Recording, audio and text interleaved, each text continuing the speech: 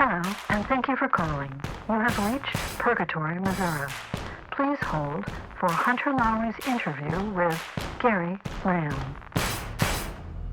Tell me, what was the most remarkable part of this whole Purgatory, Missouri experience for you? Oh, wow. That's a good one. Actually, spending time in the recording booth with Tanakis. It was so fun to hear him with other actors going back and forth, as well as playing off of him during the recording.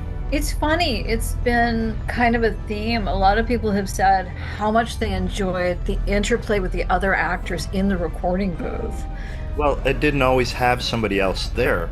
It was great when there were so many people in the room, as opposed to just one and one other, because I didn't sit in and listen to the other stuff that was going on. And honestly, the waiting room was actually a lot of fun too. See, I knew we should have had a camera in there. So, what is your favorite memory of the recording? Got any moments stand out for you? It's funny because I think playing such a dark character as I did, getting so dark into a character was really kind of fun and strange, because it's been a while. When I was younger, I used to play villains all the time.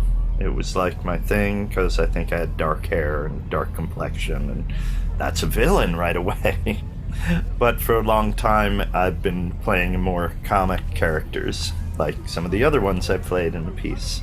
So I think just being in there working on that character was really fun. In a weird way. Yeah, I've heard playing villains is really much more fun than playing the good guy. Yeah, really is. Because as an actor, you have to look at a villain as if they are a hero, basically. Because in their mind, they're not villains. They're doing what they need to do. When I played Iago, it was one of my favorite roles because I had to justify everything. Why does he do these things? I think that's what makes a good villain, is that he does it for a reason. Now, the reasons may be dumb, but... Well, we're not going to get into politics again. Or off kilter. Yes, we will not. So there's a lot of kind of weird themes in this, and a lot of kind of off-kilter stuff. So we have to ask you, did you ever have any weird off-kilter stuff happen to you? Hauntings, out-of-body experiences? In my life? In your life? I'm one of these people who believes that in those dark moments at night when I wake up and I see figures in the room, that they're not just my brain coming back to life from a dream state, that I actually do see spirits of some sort. When I get really, really tired, like I've just worked way too hard and I didn't get enough sleep or whatever, my brain starts to imagine things that I would call premonitions. Before 9/11, I was walking toward where I could see the planes coming in to Burbank Airport, and I thought I could just see that plane as being a missile and going into a building.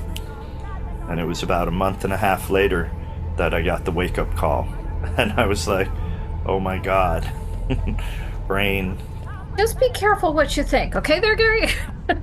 Well, I often think of the ways that people can do bad things, and then I go, why am I thinking of that? And then I think, if I think of that, other people must be. So it makes me a little frightened of, getting on airplanes or whatever.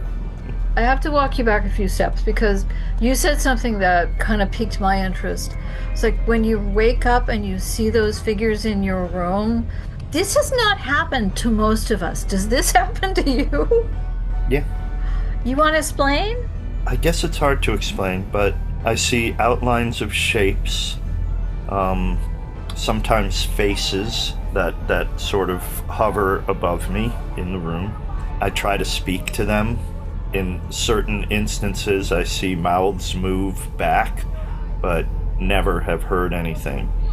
And the only other thing is I felt a cold like when you walk through a spirit type thing. I've felt a cold come over me, and I'm just like, well, no, it's cold outside, must be a breeze or something, but no windows open or anything. No, dude, you're being haunted. That's spooky. It's not that often. Again, Well, they're thank very goodness. nice to me. They're very nice to me. You hear me? You're very nice to me. Is this like in your house, your personal house? Yeah, I'm trying to think if it's happened since I've been in this part of the house. I live in the ADU now, the additional dwelling unit. But in the master bedroom there, yes. Whereas I would think in this room it would be more prevalent because I think the last owner actually died in this room. I I don't. think we've put a finger on your problem.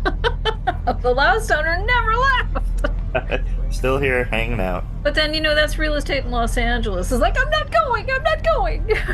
Mr. Gold, he liked his house, I think. Clearly. So there's also a lot of themes about dreams and whether dreams are actually dreams or whether there's just like a sample of the afterlife. Have you ever had any thoughts in that area? I've never thought of it as samples of the afterlife. I've always thought it's me trying to work something out that has happened in my life, and I've looked at the books or tried to figure out what this symbol has to do with my life. Usually I don't put a lot of stock into it because most of my dreams disappear or I forget about them. Do you have any ideas about what the afterlife is all about? I have this strange belief, I guess it's kind of Buddhism in a sense, that we're all just minerals and water and whatever that make up our body, and that something has to give us life. And I always thought the spark of life that leaves your body when you die, that spark of life sparks life somewhere else or into someone else or something to that effect. Maybe in purgatory. There you go. Maybe it takes a while after that spark of life leaves you to find its next life. So, parting thoughts. What would you say about the whole experience of doing Purgatory, Missouri? Oh, I was fascinated by the thing from the beginning. Loved every minute of it. The way it unfolded, this whole carnival theme thing, that really struck me as something that was plausible, even. Maybe I'll change it. I'm not an atheist. We go to purgatory. So you see, we're all on the same wavelength. So can you safely say that Purgatory, Missouri has converted Gary Lamb? Well, I am planning to become a carnival barker. You do it so well. Is that the same thing as conversion? Not really. No. No, okay. You coming back for season 2?